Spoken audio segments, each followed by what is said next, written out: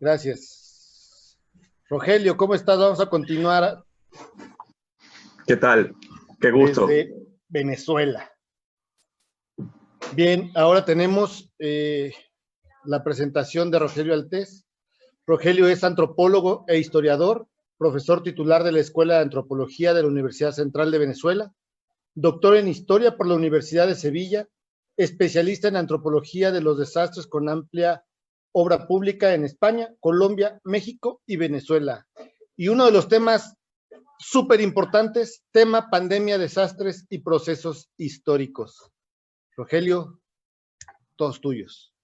Bueno, muchas gracias. Qué gusto estar aquí con ustedes. Qué gusto, además, poder compartir este cumpleaños tan deseado.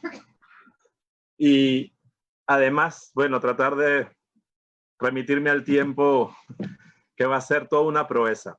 Me acerco a este problema que ahora nos envuelve desde una perspectiva que es transversal y que además entiendo que debería ser un punto de vista, desde mi enfoque, basal, fundamental, ¿no? Y a partir de ello, precisamente en la pandemia que nos envuelve, considero elemental que tomemos en cuenta algunas precisiones analíticas. En primer lugar, todo lo que podemos entender al respecto, desde las epidemias hasta los desastres que representan, en algunos casos no siempre lo son, ¿sí? Son problemas que requieren enfoques interpretativos que las comprendan a través del tiempo. Y además también, como todas las adversidades que se padecen, ¿sí? Las epidemias también son el resultado de procesos históricos y sociales. En la comprensión transversal del problema necesitamos desprendernos del paradigma médico-biológico que ha operado como un enfoque excluyente y que no ha permitido muchas veces que otros enfoques complementarios y decisivos puedan aportar. Entender además que ciertas enfermedades con largo alcance demográfico van a ser incluso en adelante problemas muy recurrentes, necesita precisamente partir del hecho de comprender a las sociedades. Estamos hablando de pandemias y epidemias, pero resulta que el origen de la voz no tiene nada que ver con esto, ¿no? Epidemia es una palabra que viene del griego y que significa estar de visita, estar de paso. La podemos desglosar como aparece en la lámina y en todo caso terminamos entendiendo que una epidemia o la voz epidemia podría haber derivado en algo que indica cierta cualidad, cierto problema que se aprecia en un pueblo determinado. El problema de la voz que viene de fuera, que está de visita, nos explica entonces que una epidemia es una enfermedad que entra a una sociedad y que está de visita o está de paso. A veces se queda mucho rato como ahora, pero ese es el origen de la palabra. Derivó en epidemia a partir de procesos largos de derivación lingüística y, por ejemplo, en el caso de inglés también se le dice visitation. Viene de allí la idea entonces de que la epidemia es una enfermedad que está de visita. Las epidemias tienen un antes, es decir, nosotros como seres humanos comenzamos a asentarnos hace un par de decenas de miles de años. Antes de esto, las comunidades humanas apenas alcanzaban unas docenas de individuos, en algunos casos unos cientos de individuos. La permanente movilidad de los seres humanos impedía no solo un mayor número, sino también exponerse a otros organismos y sobre todo microorganismos y parásitos que en ciertos ambientes pues viven de los animales que se asientan allí. Esa movilidad contribuyó a que tuviésemos defensa frente a este tipo de enfermedades. No se había iniciado todavía la domesticación de los animales y probablemente los perros que nos acompañan desde hace mucho más tiempo hayan sido los primeros animales domesticados y quizá los primeros que nos transmitieron alguna enfermedad. No obstante, debemos recordar que nosotros los seres humanos, como todos los animales, también tenemos nuestros propios microorganismos, nuestros propios parásitos, nuestras propias bacterias que están con nosotros, que pertenecen a ciertas partes de nuestros cuerpos y que incluso las expulsamos con nuestras excretas. Por lo tanto, tenemos que entender que además de que tenemos estos microorganismos, convivimos con otros que están en ambientes en los que nosotros estamos, en el mundo vegetal, en el mundo acuático, ¿sí? En otros animales, y esto va a entrar en contacto, en cohabitación, cuando precisamente nos asentamos. En ese sentido, cuando la humanidad comenzó a asentarse, produce entonces lo que podemos llamar medio ambiente, el espacio donde va a estar asentada. Esto conduce a la cohabitación con otras especies, que también tienen microparásitos como nosotros, y entonces se produce un intercambio, ¿no? El salto de parásitos entre especies que sin duda va a conducir en los seres humanos a las primeras enfermedades. Probablemente las primeras epidemias que hayamos padecido deben haber sido enfermedades transmitidas por los perros, ¿no? Que son los primeros animales que estuvieron con nosotros.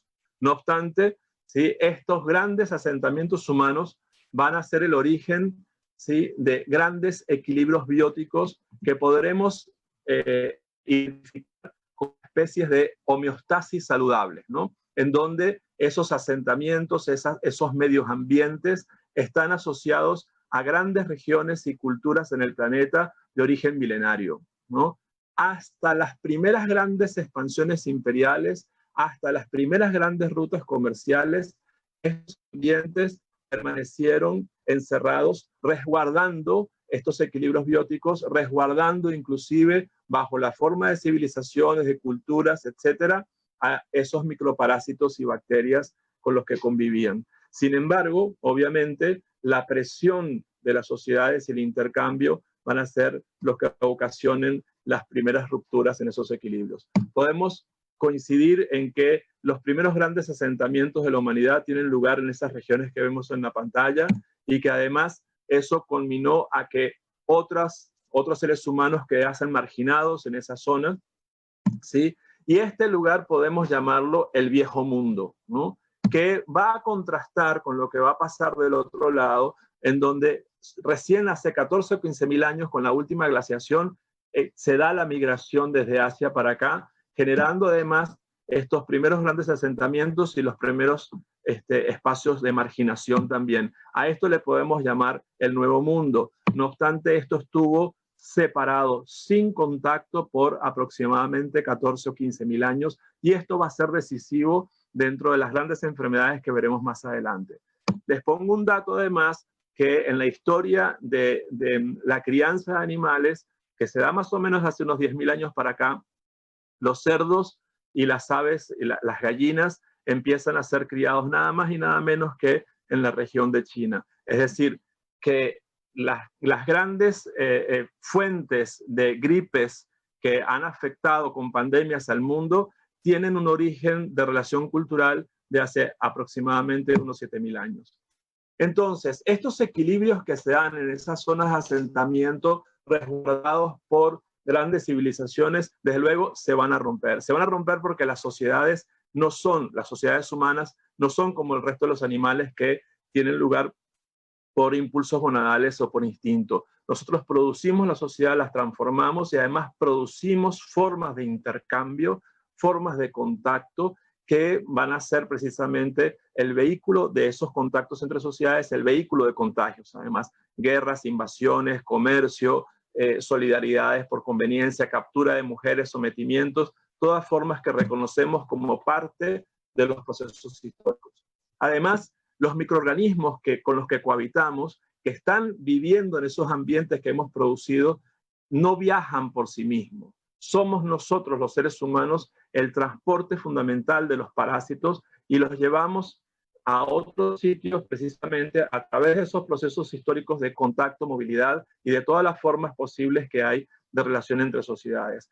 Esos contactos no solo son entre personas, son entre parásitos, entre bacterias, entre virus. Estos microorganismos, que además producen enfermedades, se van adecuando y van accediendo por primera vez a nuevos grupos, y allí es donde se dan las grandes rupturas de esos equilibrios, ¿no? El origen de las epidemias los vamos a conseguir ahí, en procesos históricos, antes que en procesos virales o en procesos bacteriales. La primera epidemia de la que sabemos, más o menos de la que hay gran noticia, es la epidemia de Atenas, que ocurre en 425 a.C., y no se sabe exactamente la enfermedad que la produjo, pero podrían haber sido varias que llegan vía portuaria, ¿sí? Vía comercial, a Atenas. Luego, la peste de la Edad Media, que además viaja con las pulgas a través de las rutas comerciales, ¿sí? Que son pulgas que tienen origen en África, que tienen origen en Oriente Medio y que tienen origen en China. Y son además trasladadas como ectoparásitos a través de las pieles y a través de los seres humanos. Luego, no olvidemos aquella migración que conforma al Nuevo Mundo, que cuando traslada no posee ninguna de las enfermedades que son características en el Viejo Mundo y que incluso muchas de ellas son enfermedades infantiles. Cuando llega el contacto a partir del siglo XV, tenemos un impacto brutal en todo esto. Para que tengan una idea, algunas de estas cifras seguramente ustedes las manejan. Solo en la región mexicana, en un siglo, fallecieron unos 24 millones de personas, ¿sí? Por contagio. En el caso de la isla de La Española, por ejemplo, en Dominicana, la población se reduce de 8 millones, ¿sí? en menos de un siglo a 125 personas. Desde luego, todo esto no tiene solamente razón en los contagios. Hay otros factores históricos, pero debemos entender que estos contagios, estas grandes epidemias, son el resultado de procesos históricos, de formas de contactos entre las sociedades, como por ejemplo el caso de la peste negra, que alcanza a producir unas 200 millones de muertes, ¿sí? A lo largo de un siglo entre Europa, África y Asia.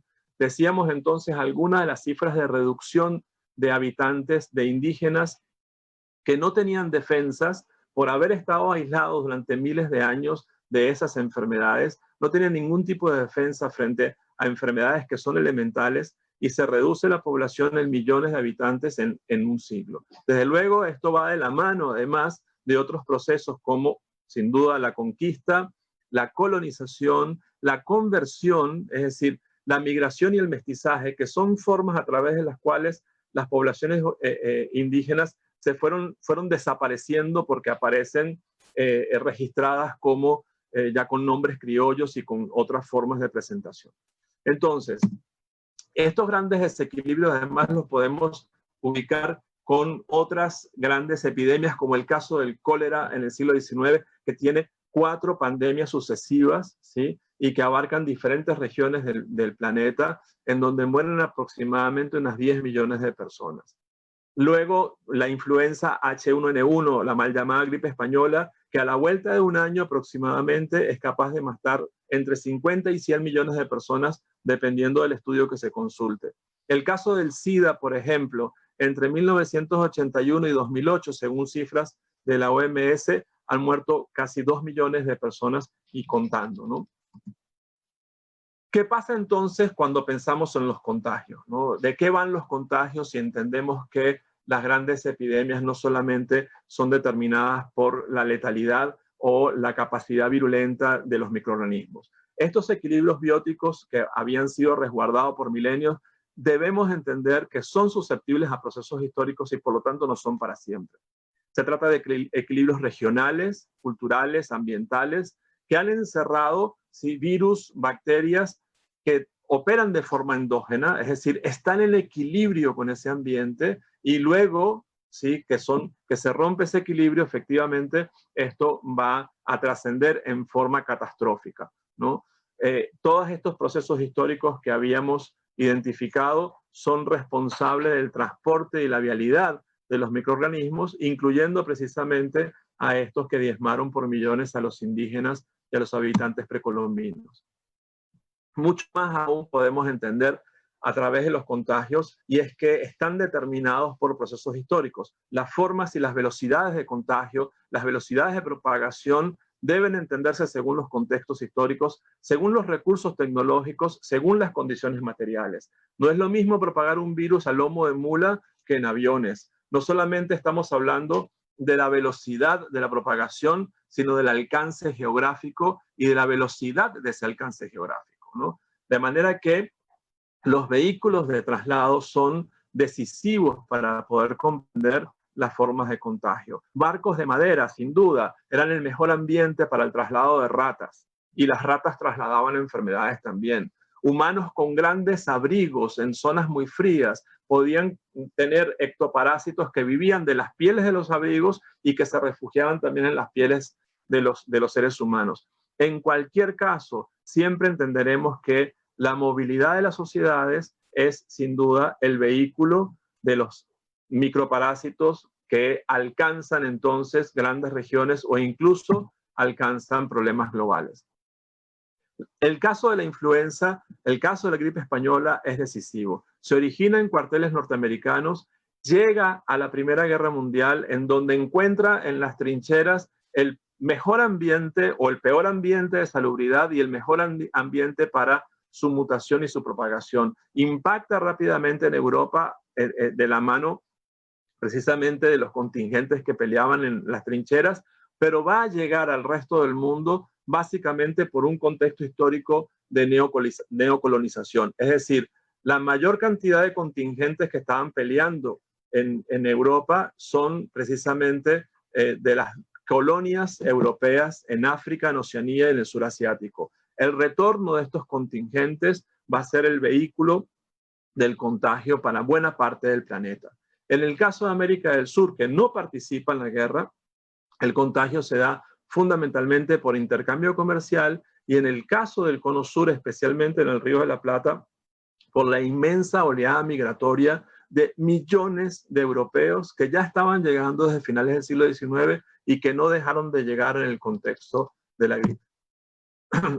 Otras cosas también nos permiten entender cómo enfermedades endémicas son capaces de volverse epidémicas por condiciones materiales de vida. Por ejemplo, tipos de vivienda, tecnología de vivienda, materiales en la vivienda, paredes de barro, techos de paja, en el caso de Latinoamérica, son fundamentales para la transmisión del mal de Chagas, ¿no?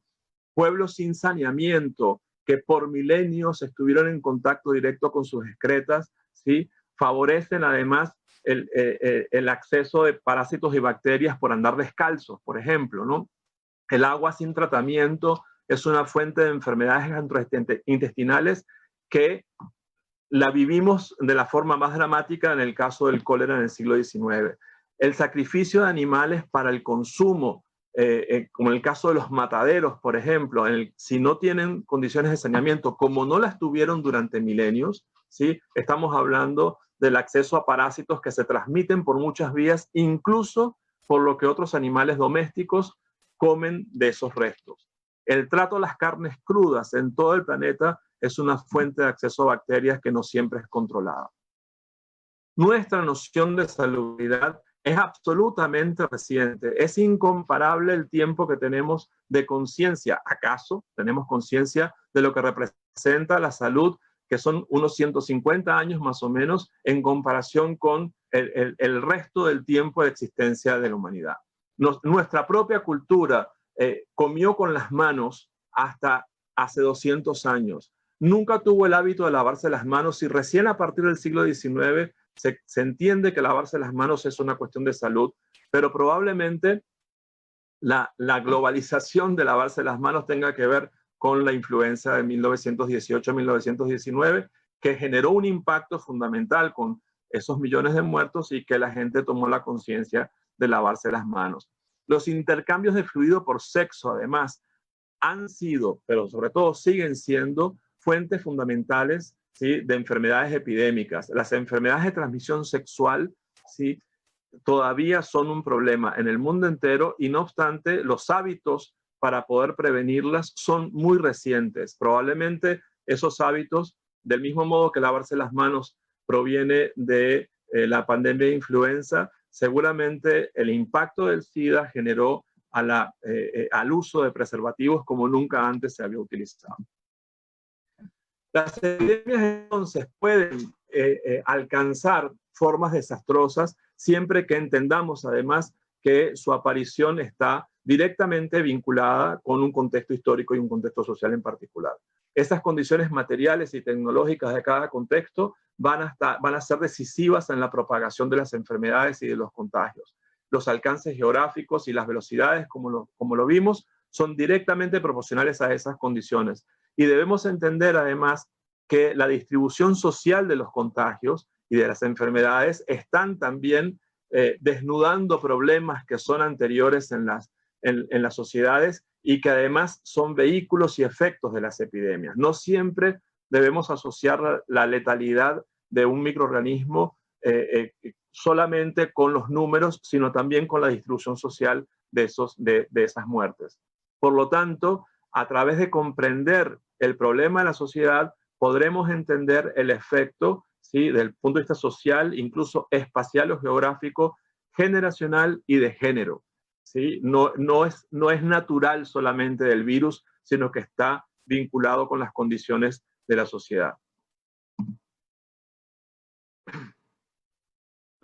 Como sucede con todos los desastres, sin duda, ¿sí?, las grandes pérdidas por epidemias están directamente vinculadas con las condiciones de vulnerabilidad de una sociedad.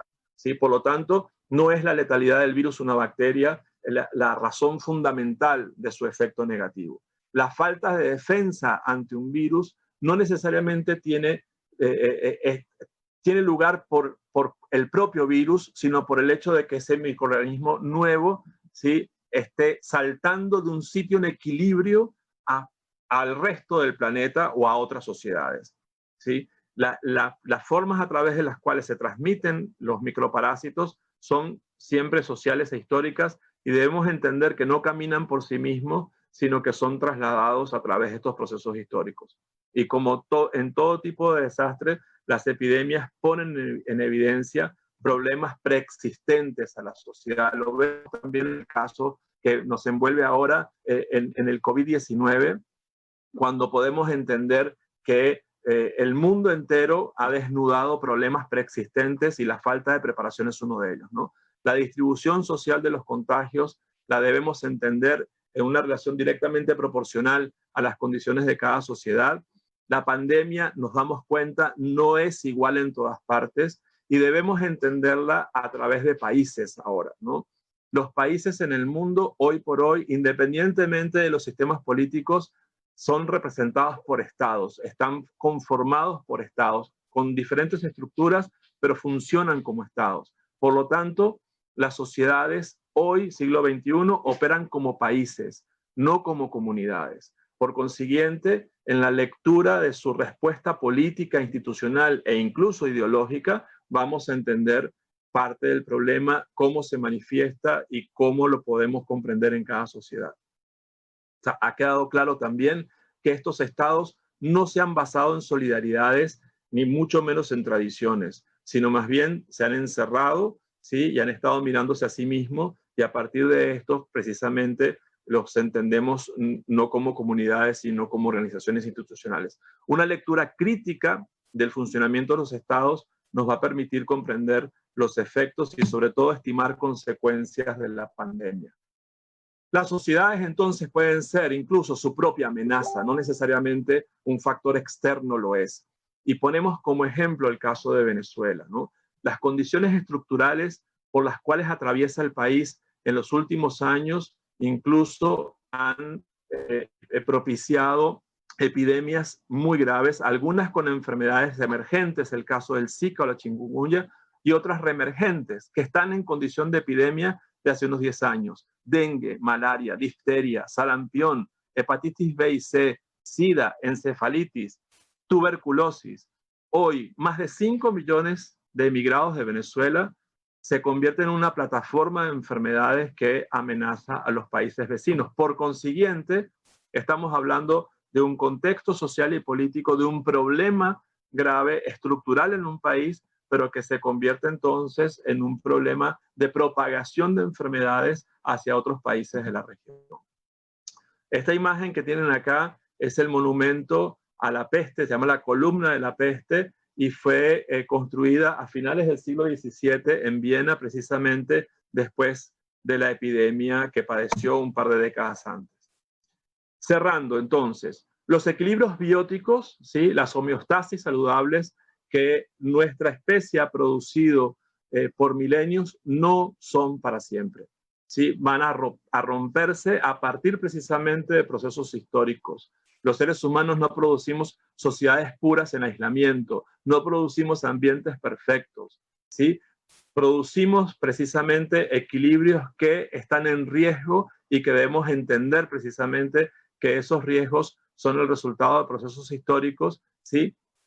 Que en la medida en que podamos comprender esto y que podamos comprender la forma a través de la cual esos ambientes se comportan, podremos sin duda reducir las probabilidades de riesgo y evitar sobre todo imprudencias, ¿sí? Como la que nos envuelve ahora, es el origen de una imprudencia, evitar imprudencias conducentes a desastres.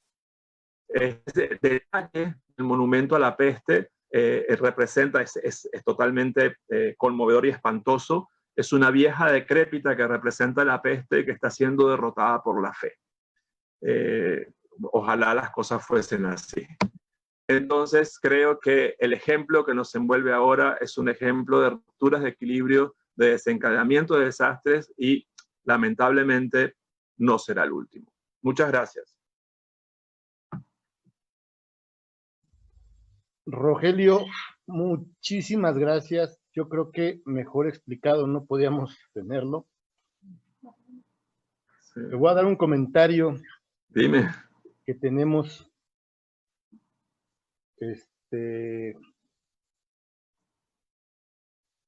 Marta Marín manda saludos. Raimundo dice, Raimundo Padilla, creo que lo conoces. Sí, ¿no? Extraordinaria conferencia del doctor Rogelio, gran sensei y admirado colega. Con estos antecedentes, suena aún más ignorante aquella persona que dice que esta pandemia inédita y aislada, pero también muestra la enorme cantidad de experiencia que nos harían expertos que manejan pandemias y no lo somos como sociedades. Felicidades por esta excelente conferencia. Oh, gracias, Ray. No sé qué decirle. Rafael Pérez Vargas, que también creo que lo conoces. Abrazo, amigo Rogelio, siempre un placer escucharte. En México el acceso al gel antibacterial en cualquier restaurante, incluso en puestos ambulantes. Después del H1N1, ¿qué medida de sanidad crees que pueda posterior a esta pandemia? Que quede, perdón, posterior a esta pandemia. Bueno, yo pienso que está por verse. Creo que no tenemos una bola de cristal, pero pienso que algunas cosas como quizá el uso de tapabocas, sí, el uso del barbijo, lo podamos ver con más frecuencia. Se empezó a ver luego de la pandemia de 2009, ¿no? Empezamos a verlo en muchos sitios. Quizá también la costumbre de utilizar antibacterial, aunque estamos frente a un virus, la gente usa antibacterial, pero también puede ser. Yo creo que está por verse. Algunas de las cosas que hoy están como medidas seguramente pasarán a ser hábitos. Dice Raimundo, exactamente, padecemos un enorme desastre porque tenemos sociedades sumamente vulneradas, con pocas capacidades para prevenir y enfrentar la amenaza que representa un virus que muere con agua y jabón. Qué impresionante incoherencia para esta sociedad moderna. Y lo pone entre comillas. José Luis Flores, excelente conferencia, doctor Altés. Marta Marín, ha sido una excelente conferencia. Muchas gracias. Yo creo que sí ha sido una excelente conferencia. Muchas gracias. En verdad te lo agradezco. Cuando te dije, Rogelio, quiero que des una conferencia, no lo dudaste. Pues bueno, eso así lo vi. Y a nombre de Epicentro, querido amigo, otorgamos el presente reconocimiento a Rogelio Altés por su participación en el 5º aniversario de Epicentro con el tema Pandemias, Desastres y Procesos Históricos.